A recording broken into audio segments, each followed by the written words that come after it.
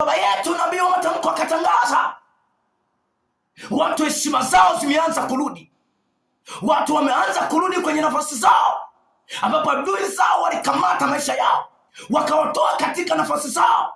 Baada ya nabii wa matamko baba yangu kutamka juu ya maisha yao yameshaanza kufunguka na heshima imeshaanza kurudi. Waliibiwa, wakafungwa, mambo yalizuiliwa, lakini baada ya tamko la kinabii, baada ya kusema heshima irudi, imeanza kurudi na watu wameshaanza kurudi kwenye nafasi zao.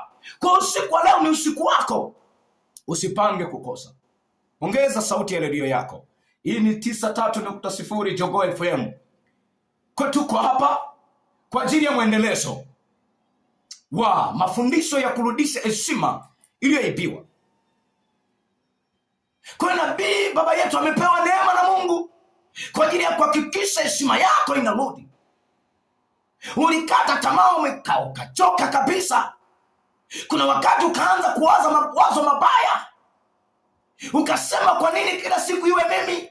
Mimi nataka nikuambie, bado unaye nafasi, bado unaye nafasi tena, bado unaye nafasi tena. Amini tu, amini tu. Nabii baba yetu atatamka kwa ajili ya maisha yako. Yuko hapa, muda sio mrefu atakuwako mahali hapa, ili aweze kusema na wewe, ili aweze kusema na ndoa yako, ili aweze kusema na familia yako, ili